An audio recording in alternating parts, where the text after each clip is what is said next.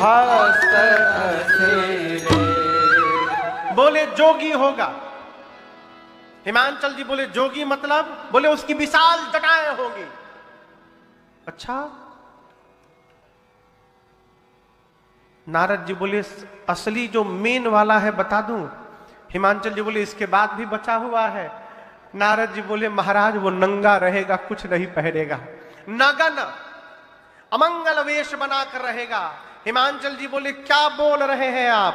नारद जी बोले मैं नहीं बोल रहा हूं, आपकी बेटी की हाथ की रेखाएं बता रही हैं, इनको ऐसा ही पति प्राप्त होने वाला है। हिमांचल मैना जी रोने लगे, बगल में पार्वती जी रोने लगे। लेकिन आपसे कहूं, हिमांचल मैना तो इसलिए रो रहे हैं कि इतनी सुंदर बिटिया के लिए ब्रह्मा जी ने ऐसा बावला वर लिख दिया। अब पार्वती जी प्रसन्नता में रो रही है। नारद जी ने जो जो लक्षण बताए हैं वो सारे मेरे बाबा में ही विद्यमान है। लगता है राम जी से जो वरदान मांगा था वो प्राप्त हो गया है, मैं बाबा के ही चरणों की दासी बनूंगी। इसकी कल्पना करके मां गदगद हो गई। हिमांचल जी थोड़ा रोने के बाद नारद जी को किनारे लेकर गए। जाकर बोले नारद जी कोई उपाय है क्या आपके पास? नारद जी बोले कैसा उपाय? हिमांचल जी बोले दूल्हा चेंज करने का उपाय कोई है? कोई उपाय, पूजा पाठ लेन देन कुछ भी करिए, हम तैयार हैं। नारद जी बोले क्या बोल रहे हैं? कह मुनि सहिमवंत सुनो, जो विधि लिखा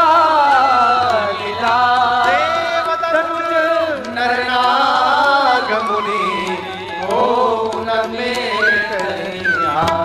मेरे पिता ब्रह्मा जी ने आपकी बेटी की ललाट पर जो रेखाएं खींच दी है, कोई उसको मिटा नहीं सकता। दूल्हा तो यही बनेगा। और हम एक बात कहें कि जो जो मैंने लक्षण बताए हैं वो सारे लक्षण भगवान शंकर में विद्यमान हैं। यदि आपकी बेटी का विवाह शंकर जी से हो गया महाराज, तो आपकी बेटी का कल्याण हो जाएगा। कैसे विवाह होगा?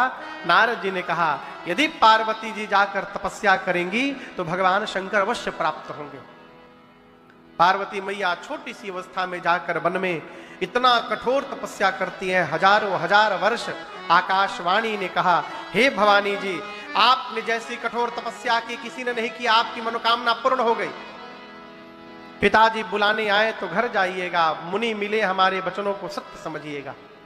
इधर सती मैया का शरीर शांत होने के बाद भगवान शंकर को वैराग्य आ गया। कैलाश से चलकर लगे घूमने। एक दिन राम जी ने प्रकट होकर दर्शन दिया शंकर जी को। और आपसे बताऊं, दर्शन देने के बाद राम जी ने पार्वती जी के जन्म की पूरी कथा सुनाई। किसको सुनाई? किसको सुनाई? शंकर भगवान को। जब पार्वती जी की कथा राम जी सुना रहे थे तो शंकर जी मन में सोचे धन्य है प्रभु, जिन पार्वती ने पिछले जन्म में आपकी कथा नहीं सुनी, आप उन पार्वती की कथा इतनी प्रेम से सुना रहे हैं हमको। जब कथा पूरी हो गई तो राम जी ने पूछा कहिए बाबा कथा कैसी रही? शंकर जी हाथ जोड़कर बोले जब ऐसा कथावाचक कथा सुनाएगा तो कोई भी कथा दिव्य हो जाएगी। अद्भुत कथा सुनाई प्रभु आपने। राम जी बोले इतनी सुंदर कथा सुनाई, आपको दक्षिणा नहीं देंगे? शंकर जी बोले मांगिए प्रभु। राम जी ने मांग लिया। जाए विवाह हो शैलज हे, यह मोहि मांगे। मैं यही मांगता हूं, आप जाकर के पार्वती जी से विवाह कर लीजिए। शंकर जी ने कहा प्रभु आपकी आज्ञा शिरोधार्य है। इसके बाद शंकर जी ने पार्वती जी के प्रेम की परीक्षा ली है। सप्तऋषि गए, मां की निष्ठा देखे, बाबा के चरणों में आकर शंकर जी से निष्ठा बताएं। शंकर जी सुने, इतने आनंद में आ गए कि फिर समाधि में चले गए। पिछली बार गए थे तो 87,000 वर्ष बाद लौटे थे, अब फिर गए, कब आएंगे किसी को पता नहीं। बाबा समाधिस्थ हुए, उसी बीच एक दैत्य ने जन्म लिया जिसका नाम था ताड़कासुर। तपस्या करके ब्रह्मादि से वरदान लेता है कि भगवान शंकर के तेज से जो संतान जन्म ले उसी के हाथों मेरी मृत्यु हो। क्यों मांगा? इसलिए मांगा कि देखा कि शंकर जी समाधि में है, कब आएंगे पता नहीं।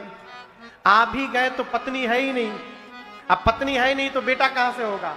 अब बेटा होगा नहीं तो मैं मरूंगा नहीं, मैं अमर हो गया।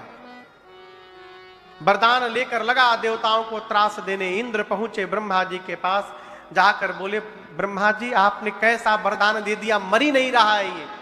ब्रह्मा जी बोले ऐसे नहीं मरेगा, ऐसा ऐसा वरदान मांगा है। विवाह के लिए कन्या तैयार बैठी है। इंद्र से ब्रह्मा जी बोले आप केवल दूल्हे को तैयार करिए जाकर।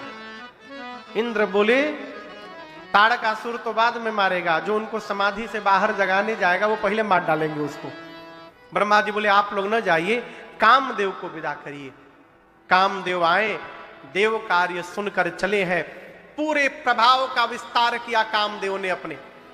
और आपसे निवेदन करूं, ब्रह्मलोक से कैलाश जाने में कामदेव को 48 मिनट का समय लगा। कितना? 2 दंड।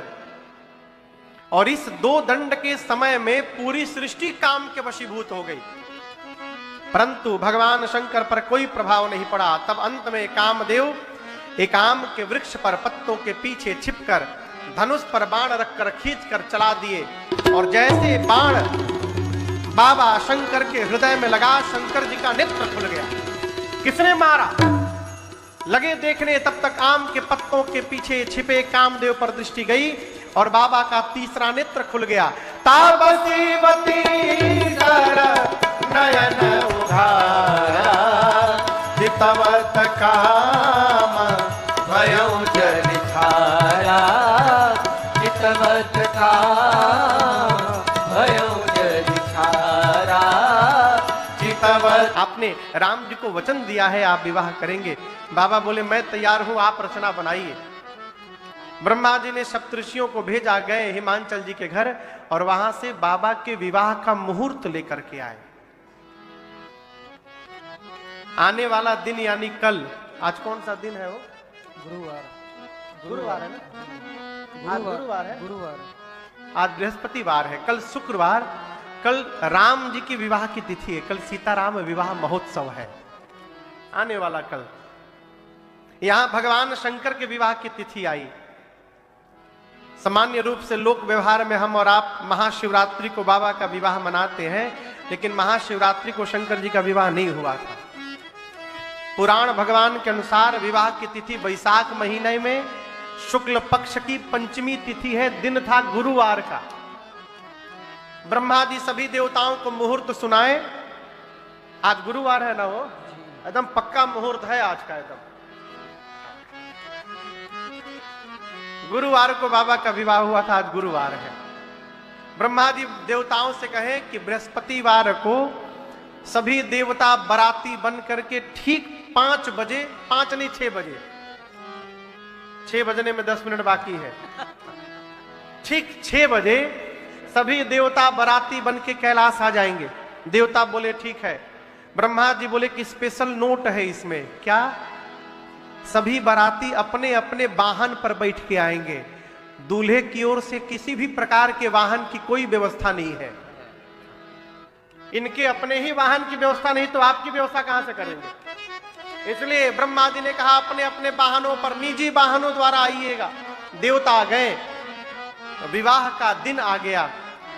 6 बजे शाम को बारात निकलनी है, 3 बज गया शाम का। शंकर जी आनंद में बैठे हैं कैलाश पर कि देवता आ जाएंगे बाराती तो चला जाएगा, लेकिन बाबा के गण परेशान हैं।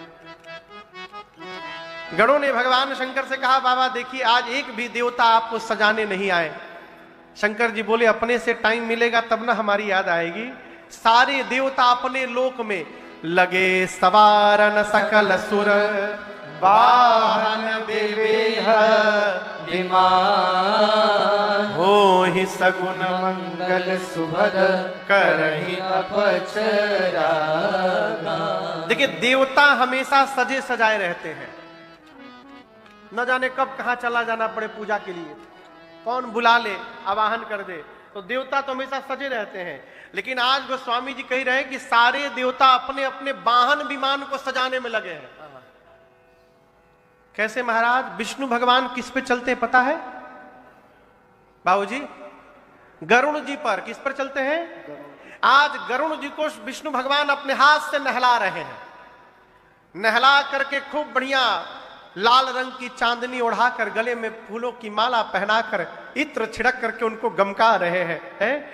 इंद्र अपने सफेद रंग के हाथी को, ऐरावत को रगड़ रगड़ के धो रहे हैं। वहीं बगल में यमराज अपना काला भैंसा लेके खड़े हैं। देखे इंद्र का वाहन गोरा, हमारा वाहन काला। वो अपने भैंसे को रगड़ रगड़ के धोने लगे। इंद्र बोले कितनों रगड़ोगे, ये गोरा होने वाला नहीं है। कुबेर चलते हैं पुष्पक विमान में, हवाई जहाज है, वो पुष्पक विमान में लड़ियां लगाने लगे हैं। ब्रह्मा जी हंस को सजा रहे हैं। सारे देवता अपने अपने वाहन को सजाने में लगे हैं, लेकिन एक भी देवता ये नहीं सोच रहे कि जिसके विवाह में जाना है उनको कौन सजाएगा। गण बोले कि बाबा एक भी देवता आपको सजाने नहीं आए। शंकर जी बोले देवता हमको सजा भी नहीं सकते। क्यों? गणों ने कहा प्रभु अपने इतना सुंदर सजे रहते हैं, आपको क्यों नहीं सजा सकते? शंकर भगवान बोले हमको वही सजा सकता है जो मेरे मन को समझता है, और मेरे मन को, मेरे गणों को छोड़कर दूसरा कौन समझता है। इसलिए आप लोग जितना सुंदर श्रृंगार करेंगे कोई नहीं कर सकता, आप सजाइए हमको।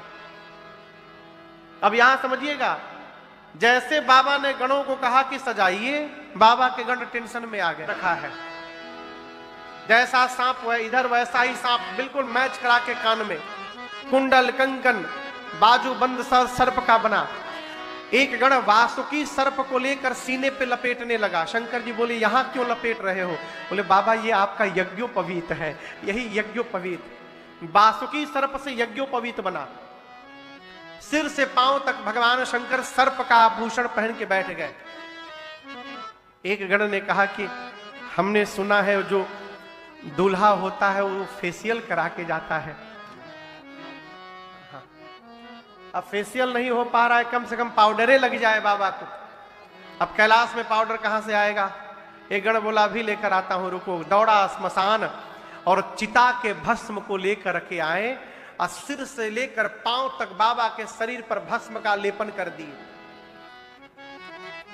एक तो भगवान शंकर पहले से गोरे, शंकर जी काले रंग के नहीं है, सांवले। किस रंग के हैं?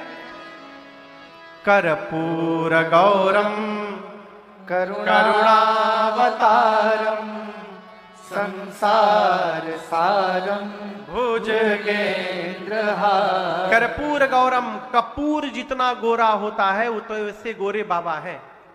ऊपर से गणों ने भस्म का लेपन कर दिया। 3 नेत्र हैं, 3 आंख, पूरा गला नीला है। क्यों? गले में हलाहल विष भरा हुआ है। सिर पर देव नदी गंगा है, ललाट पर चंद्रमा विराजमान है। एक हाथ में त्रिशूल, एक हाथ में डमरू। एक गण ने कहा कि सब तो हो गया श्रृंगार, गला थोड़ा सूना लग रहा है, माला यदि एक पहन लेते तो अच्छा लगता। एक गण बोला माला हम सोचे थे, लेकिन कैसे माला पहनाए? यहां जो माला है बाबा को पहना देंगे तो वहां बारात में जाते जाते वो माला मुरझा जाएगा। एक गण ने शंकर जी से कहा कि बाबा यदि आपकी आज्ञा हो तो हम एक ऐसी माला बनाना जानते हैं, लाइफ टाइम गारंटी, कभी मुरझाएगा ही नहीं। गणों ने कहा कि फिर वही पहनाओ। वो गण गया स्मशान, अब की बार 40-50 खोपड़ी उठा के लाया, नरमुंड, और लंबे पतले सांप में सभी खोपड़ियों को डाला, और सर्प के सिर पूंछ को बांधा और बाबा के गले में पहना दिया। कहा बाबा इस माले की लाइफ टाइम गारंटी है, कभी मुरझाएगा नहीं, जब देखिए मुस्कुराता हुआ दिखाई पड़ेगा। खोपड़ी की माला बाबा पहन लिए, हाथ में त्रिशूल और डमरू। शंकर भगवान जब खड़े हुए तब गणों की दृष्टि गई कि बाबा तो कुछ पहने ही नहीं है। शंकर जी बोले कुछ छूट गया है क्या? गण बोले प्रभु असली छूट गया, आप तो कुछ पहने ही नहीं है। बाबा बोले कब पहनता हूं मैं तो ऐसे ही रहता हूं। गण बोले प्रभु यहां कोई बात नहीं है, हम लोग हैं बस, लेकिन यदि इस रूप में आप वहां चले जाएंगे तो पूरा नगर भाग जाएगा, कोई आएगा नहीं आपके पास, हो गया विवाह, कुछ पहनना पड़ेगा आपको। बाबा बोले क्या पहनाओगे? गण सोचे जिस पर बैठते हैं उसी को पहना दिया जाए। गणों ने बाघंबर उठाया, बाघंबर उठाकर जैसे कमर में लपेटा बाबा के, लपेट के आए तब तक 2 मिनट के अंदर वो खुल के गिर गया। गण बार बार पहनावे, बार बार गिर जाए। एक गण बोला ऐसे नहीं मानेगा ये, रुको कोई उपाय लगाता हूं। गया जहां सारे सांप नाच रहे थे वहीं पर एक लंबा पतला सांप बड़ी तेजी से नाच रहा था, मानो करंट लग गया हो उसको। गण जाकर चुपचाप उसको खड़े होकर देख रहा है। सांप ने पूछा क्या है? गण बोला नहीं तुमसे नहीं, तुम नहीं कर पाओगे। सांप बोला क्यों नहीं कर पाऊंगा मैं, क्यों नहीं कर पाऊंगा मैं? गण बोले देखो जहां तुमको ड्यूटी पर ले जाने में आया था वहां ड्यूटी करने का पहला शर्त है हिलना मना है। अब मैं तुमको 10 मिनट से देख रहा हूं तुम इतना हिल रहे हो, कैसे तुम एडजस्ट करोगे? सांप बोला मैं कुछ भी कर लूंगा, मैं हिलूंगा नहीं। कहां लगाना है ड्यूटी पर? गण ने कहा कि आपसे ही बाबा के कमर पर बाघंबर बांधना है। सांप को ले जाकर कमर पर बाघंबर लपेट के गणों ने बांध दिया और सर्प से कहा जब तक बाबा लौट कर आ ना जाए हिलना मत तुम यहां से। बोला बिल्कुल नहीं हिलूंगा। अब सोचिए एक हाथ में त्रिशूल, एक हाथ में डमरू, गले में खोपड़ी की माला, सिर से पांव तक सर्पों का आभूषण, मृगचर्म लपेटे भस्म से सुसज्जित बाबा। अरे कर त्रिशूल और डमरू विराजा, कर त्रिशूल और डमरू विराजा, चले बस डरी बाजहि बाजा, चले बस डरी बाजहि बाजा। बोलो बम बम बम, बोलो बम बम बम, बोलो बम बम बम, बोलो बम बम बम, बोलो बम बम बम, बोलो बम बम बम, बोलो बम बम बम, बोलो बम बम बम। हर बम बम बम, हर बम बम बम, हर बम बम बम, हर बम बम बम, हर बम बम बम, हर बम बम बम, हर बम बम बम, हर बम बम बम। ओम नमः शिवाय, ओम नमः शिवाय, ओम नमः शिवाय, ओम नमः शिवाय, ओम नमः शिवाय, ओम नमः शिवाय, ओम नमः शिवाय, ओम नमः शिवाय, ओम नमः शिवाय, ओम नमः शिवाय, ओम नमः शिवाय। बाबा जैसे सज के तैयार हुए, बाबा की सवारी नंदी आ गए और भगवान शंकर त्रिशूल डमरू लेकर नंदी पर बैठ गए। भगवान शंकर, नंदी, भृंगी और श्रृंगी ये चारों नाच रहे हैं। प्रतीक्षा हो रही है कि बाराती आवे, देवता तो चला जाए।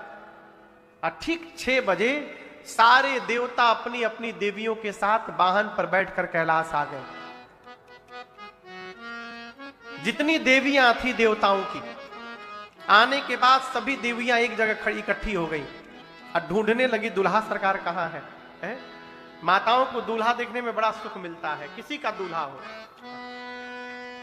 बाबा दिखाई ना पड़े, तब तक बाबा का एक गण दिखाई पड़ा।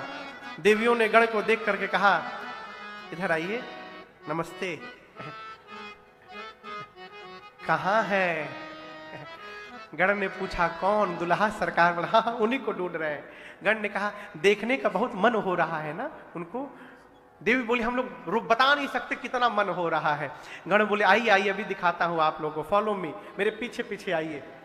गण लेकर गया। बाबा नंदी पर बैठे थे, खोपड़ी की माला पहने गणों के साथ। गण ने ले जाकर देवियों से कहा वो देखिए दूल्हा सरकार। शंकर भगवान को आवाज सुनाई पड़ी तो भृंगी से पूछा ये आवाज कैसी आ रही है? भृंगी ने कहा प्रभु आपकी सुंदरता की चर्चा पूरे त्रैलोक्य में हो रही है, भीड़ लगी है आपको देखने के लिए, एक बार अपना चेहरा दिखाइए प्रभु। बाबा सोचे अच्छा ये बात है। सर्पों का पूंछ हटाकर और जैसे बाबा देवियों को देख करके मुस्कुराए। बस गोस्वामी जी कह रहे हैं कि जैसे देवियों ने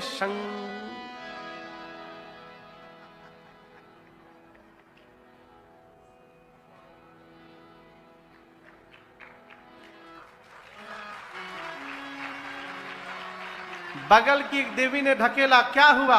उसने कहा अरे बाप रे बाप, इतना खतरनाक दूल्हा। एक देवी कहती है ऐसे दूल्हे के लिए भी दुल्हन बनाई गई है, कौन बाप अपनी बेटी का विवाह करेगा इतने खतरनाक दूल्हे के साथ? एक गण ने कहा बाबा लगता है दूर से देख नहीं पा रही है, थोड़ा और पास जाइए। बाबा ने नंदी को हुलकारा, उधर चलो। जैसे बाबा बढ़े सभी देवियां भागी, वहां से भाग गई, जाकर देवताओं से बताई। सारे देवता टेंशन में। टेंशन में क्यों?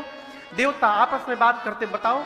एक देवता ने कहा, मैं 5 दिन से फेशियल कर रहा था, ऐसे सजा हूं कि ये सोचकर कि बारात में सब आज हम ही को देखेंगे, ऐसा दूल्हा जाएगा तो हमको कौन देखेगा। सब मेहनत बेकार, सारा परिश्रम बेकार हो गया। विष्णु भगवान सभी देवताओं को, दिक्पालों को बुलाकर कहे, देखिए बर अनुरूप बरात न भाई। विष्णु भगवान ये नहीं बोले कि बारात लायक दूल्हा नहीं है, नहीं, दूल्हे लायक बारात नहीं बनी है। ऐसे दूल्हे के साथ ऐसी बारात जाएगी, मिस मैचिंग हो जाएगा। ब्रह्मा जी बोले तब, विष्णु भगवान बोले तब नहीं, सभी देवता दिग्पाल अपने जमात को जमा करिए और दूल्हे को छोड़िए, आगे बढ़िए। इंद्र बोले दूल्हे सरकार का क्या होगा? विष्णु भगवान बोले वो अपने आप आ जाएंगे पीछे से, आप लोग आगे बढ़िए। सारे बाराती शंकर जी को छोड़ के चले गए। बाबा नंदी पर बैठे हैं।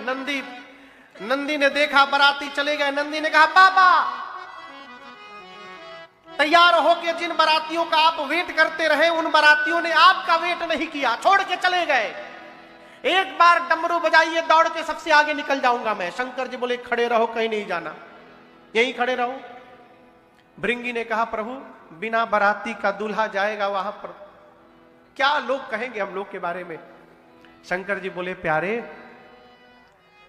जो आनंद अपने ग्रुप में आता है ना, वो दूसरे के ग्रुप में आनंद आने वाला नहीं है। अपने ग्रुप को बुलाओ। गण ने कहा, प्रभु अपने वाले ग्रुप को तो कार्ड भेजा नहीं गया था। शंकर जी बोले, मेरी पार्टी को कोई कार्ड नहीं देता। अच्छा आप बताओ, आपके घर में बिटिया का बेटा का विवाह होता है, आप गणेश जी के नाम से कार्ड निकालते हैं ना, शंकर जी के नाम से, दुर्गा जी के नाम से, गोविंद देव जी के नाम से, राम जी के नाम से। कोई भी आप में से कार्ड पे लिखता है श्रीमान भूत जी एवं भूतनी जी, भूत प्रेत के नाम से कार्ड निकलता है। शंकर जी बोले, हमारे वालों को कोई नहीं बुलाता, आवाज लगाओ सभी बिना बुलाए आएंगे। जैसे बाबा ने कहा, भृंगी ने निकाला झोरी से तुतहिया, फूंका कैलाश में, हरा हरा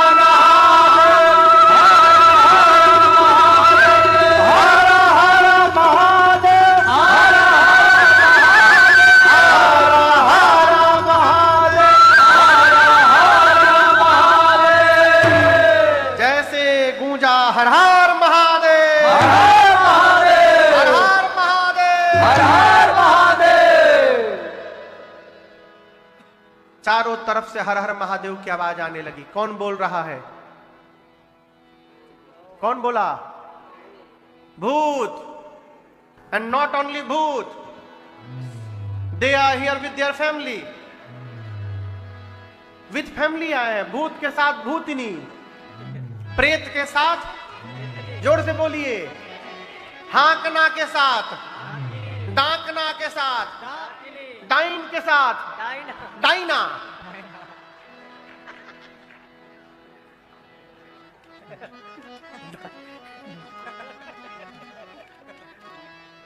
डाइन तो पहले से लेडीज है। डाइन के साथ डाइना, चुड़ैल के साथ चुड़ैला। पूरे नॉट ओनली फ्रॉम इंडिया, पूरे विश्व के भूत प्रेत आए, पूरे विश्व के। 5000 भूत केवल अमेरिका से थे, 5000। 8-8 फुट के लंबे लंबे गोरे गोरे भूत, एकदम लंबे लंबे पहाड़ जैसे, आपस में सब बात कर रहे हैं। I am very happy, I am so excited. पूछा, तुम कहां से हो? From where you are? I am from Cincinnati. Oh, I am from Washington DC. Nice to meet you here. अंग्रेज भूत, वहीं बगल में हुडुम्बा बबुम्बा वाले भूत, वेस्ट इंडीज के भूत। उन भूतों की खासियत थी जब तक हंसे नहीं दिखाई न पड़े। इतने काले, जब हंसते थे तो दांत दिखाई पड़े। भूत है यहां पर, वो खाली उम्बा बुम्बा करे बस। राजस्थान के भी भूत थे, वो सबसे मिलकर एक ही बात कहे, पधारो महारो देश।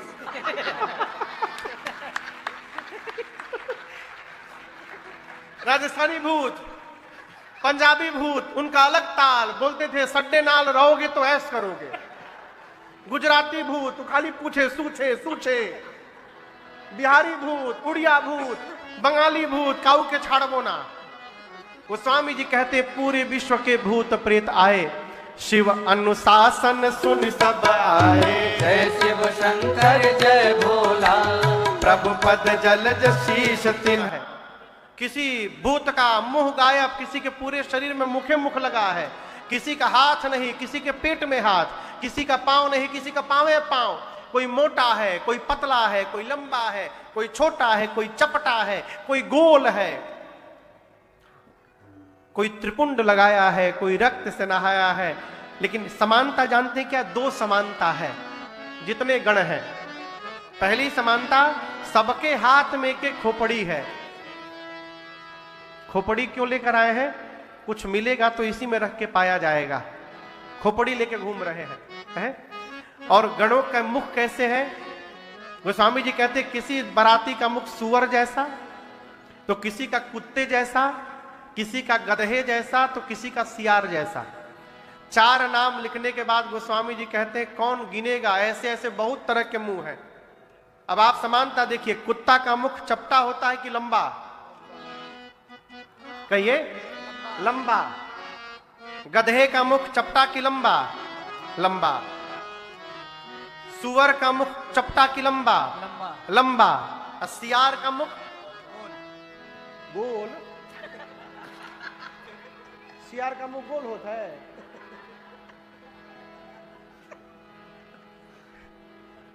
सियार का मुख भी लंबा।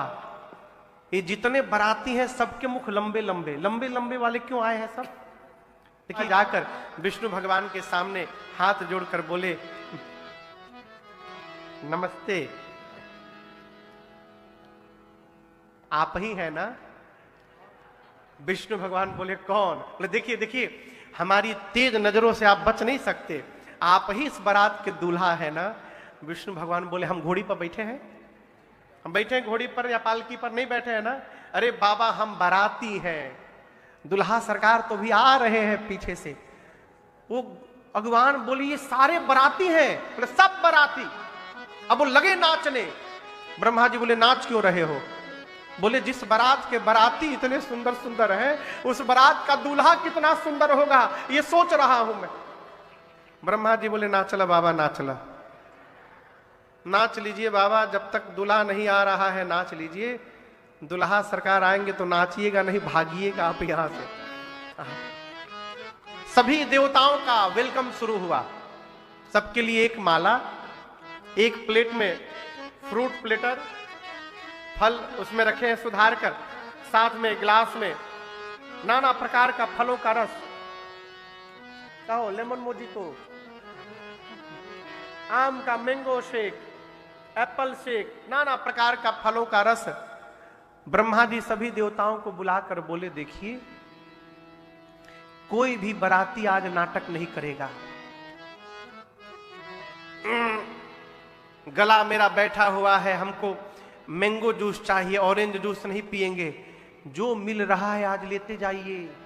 क्यों?